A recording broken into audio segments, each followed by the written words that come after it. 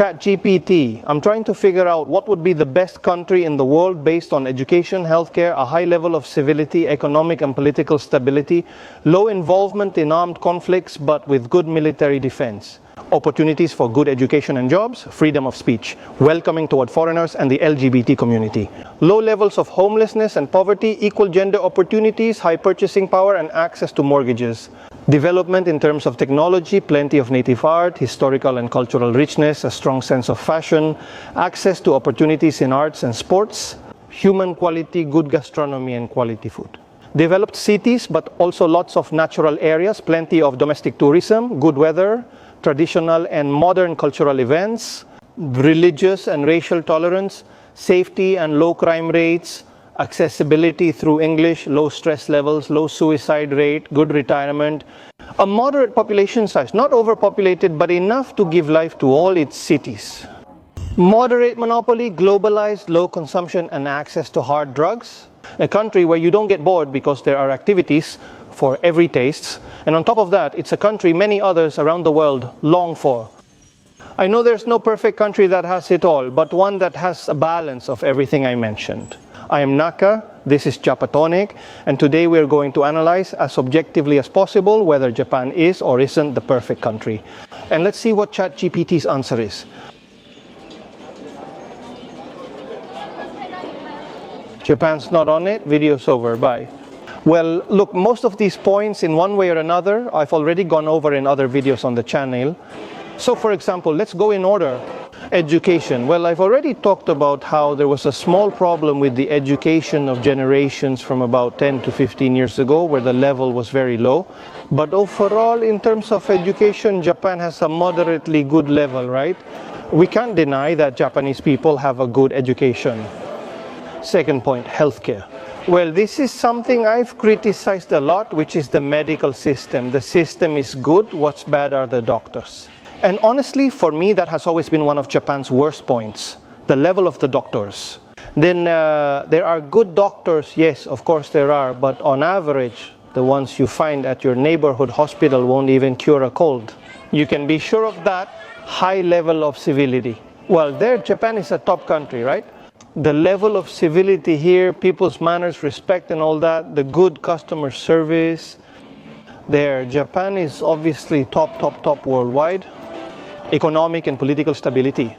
Yes, well, despite the devaluation of the yen, and although there's a small level of inflation, look, I come from Latin America, so the inflation in Japan is a joke for a Latin American, for an Argentine at least. So inflation is low. Right now there's a small problem with rice, but it's very specific from a bad harvest season. So rice is now like 3 times what it was 2 years ago, but that's not because of inflation, it's due to other factors. But when it comes to inflation, let's say economically, yes, it's stable and it's one of Japan's good points. And political stability, yes, well, on that side, it's always calm. Here, luckily, nobody argues about politics or anything like that. So I could say we're good on political stability. Changes aren't radical because, well, basically, there isn't much to change on that front anyway. Low involvement in armed conflicts, but with good military defense. Well, yes, Japan, for example, doesn't have the capacity to attack other countries, which I personally like since it's not an aggressive country toward others. But it can respond if it's attacked. So when it comes to military matters, it's pretty calm, it's fine, it's a military power, but it can't attack anyone. In theory, and well, it's important that it has the United States of America as an ally. And I'd rather it be an ally of the United States of America than an enemy. Opportunities for good education and jobs. Look, the educational opportunities are relative. If someone's very smart, they have the chance to go to a top university for free, one of the best in the whole country. Now, someone who's not a brainiac, who's not super smart, will probably go, well, I've already talked about this in other videos. They can still go to university and end up working as an office worker, earning the most basic salary ever. So that's a pretty gray area. And as for work, there are a lot of Japanese people who don't work in what they'd like to or in what they studied. But at the same time, there are many who do get to work in what they want. So that's also a pretty gray area. Let's say it's something that could be improved. Freedom of expression. Look, here people can dress however they want, say whatever they want, so there's no shortage of freedom of expression here. But there's also cancel culture, which I've talked about before, at least when you're a celebrity. And there's a lot of repression. I mean, people hold back a lot when it comes to...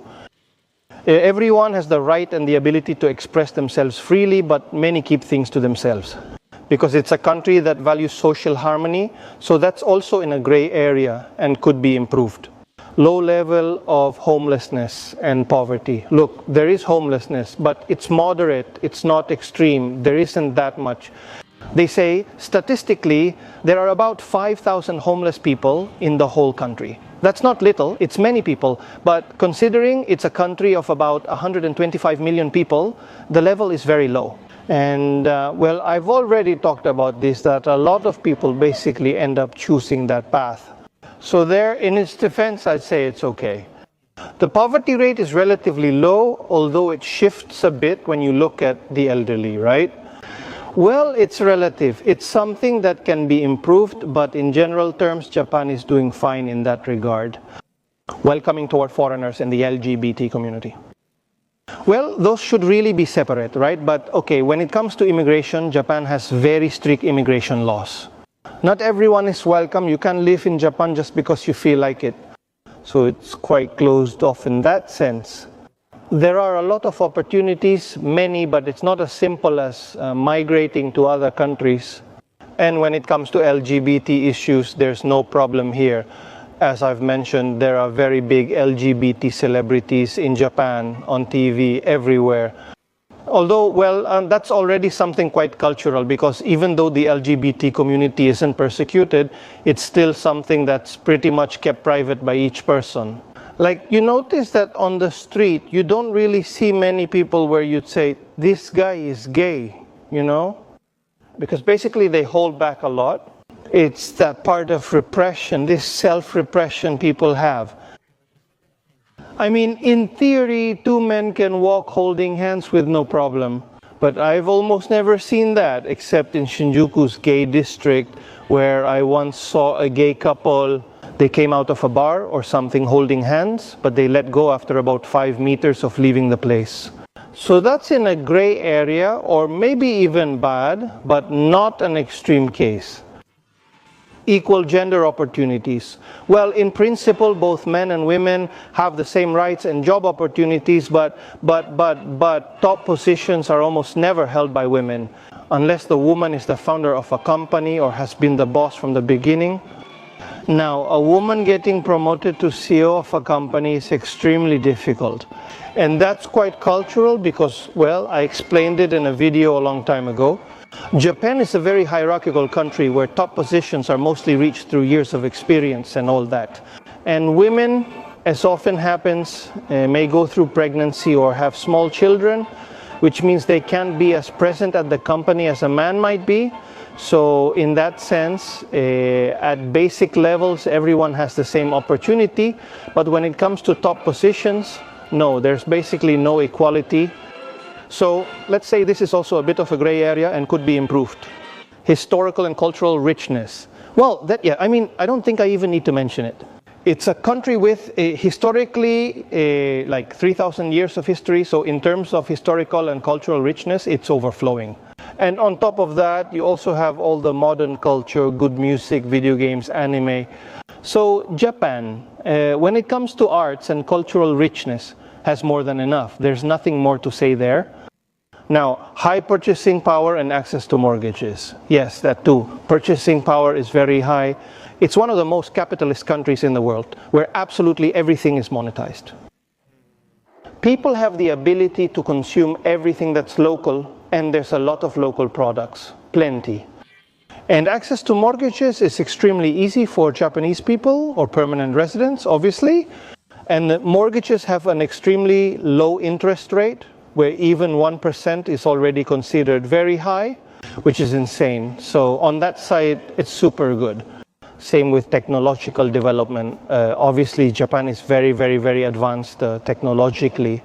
Sure, there are countries that have kind of left Japan in the dust lately, like China, for example, but still, it's not bad. Technologically, Japan is not behind.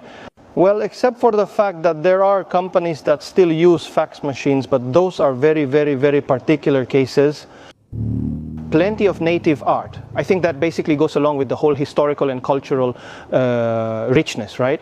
I mean, it kind of feels redundant. In terms of fashion, Japan here isn't just a pass or a positive. It's a pass with extra points, bonus and all. Because if there's a country where there's really good fashion sense, it's Japan. Because sure, people are super superficial, which isn't exactly good, but okay, let's not exaggerate. Still, people here, especially the girls, dress impeccably. People are always well styled. When it comes to physical appearance on the street, it's an 11. Now next, access to opportunities in arts and sports. Well, in sports, if any of you follow the Olympics, for example, Japan competes in all sports, so there is access and opportunity for sports as a career. As for art, well, it's a country that's a bit contradictory. On the one hand, the stereotype, the ideal of an ordinary Japanese person is that they would never dedicate themselves to art. The idea is always to go to university, find a stable job, work in an office, build a career at a company, and retire from that company. Which isn't that great, but it has its pros and cons. But in terms of arts, Japan is a country absolutely packed with everything related to art. I mean, like we said, with anime, music, all those things, there are opportunities. But those who start from the bottom have to do it in parallel with their regular job, and then see if they can turn it into a full-time career. But in that sense, I think it's a plus, a passing mark. Human quality, that's a gray area, that's something that could be improved.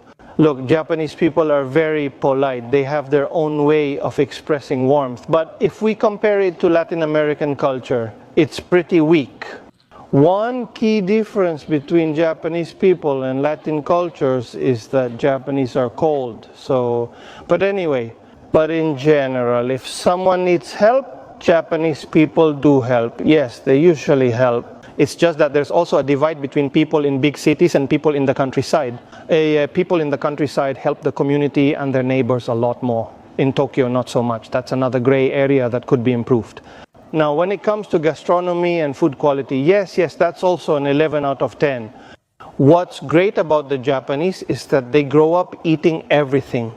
Good products, lots of fermented foods, which are great for human development. So when it comes to food, Japan is an 11, an easy 11. If someone says Japanese food is bad, it's because they've never tried Japanese food in Japan or good Japanese food in their own country. Or there are people who don't eat vegetables, don't eat certain meats, don't eat fish, don't eat fatty foods, don't eat this, don't eat that. And sure, that kind of person is obviously going to have a bad time. But for someone with an open palate, Japan is a complete paradise when it comes to food. Developed cities, but also with lots of natural areas. Well, that's something most countries have, right? But yes, Japan has very developed, very metropolitan cities. And you've got the countryside. If you want nature, there's more than enough in Japan. Same with a lot of domestic tourism, international tourism. There's everything. The nice thing is, for me personally, I like Tokyo because Tokyo is huge and it's really a city you never finish getting to know. And when you finally do finish getting to know it at some point, in another corner, it's already been renovated a bunch of times. And in terms of domestic tourism in Japan, Japanese people travel a lot within Japan because there's honestly a lot to see in this country. So those 2 points are positive and positive. Good climate is a gray area because summer here sucks. Summer here is horrendous. July and August are the worst months of the year. You really suffer through them. Winter, well, that depends on how sensitive you are to the cold. There are areas with snow and areas where it doesn't snow. But what's nice is that there's spring. There are 4 clearly marked seasons.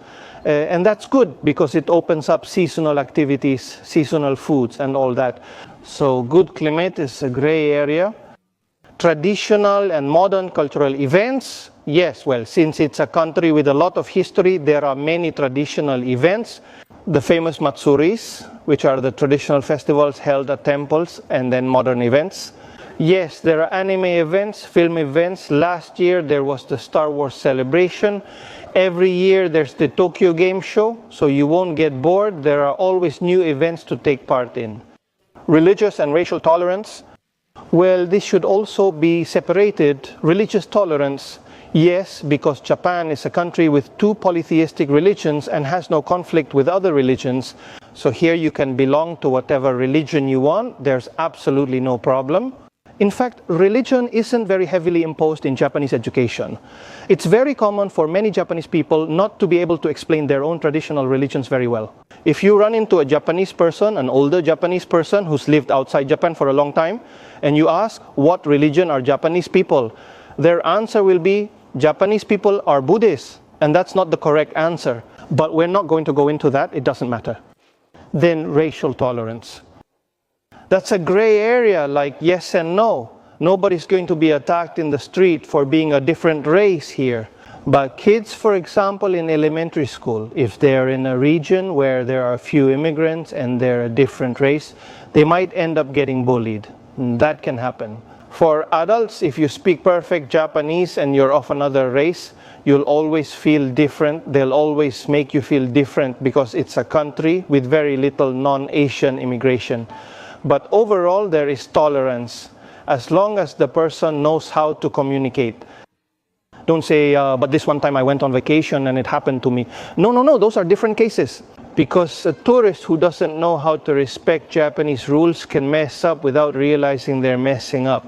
And if they get yelled at, they think Japanese people are racist because they're foreigners, and that's not the case. That's why racial tolerance is in a very gray area. Accessibility through English. And here, no, that's a thumbs down. You can get by without knowing English, but well, you can get by without English pretty much anywhere in the world, basically.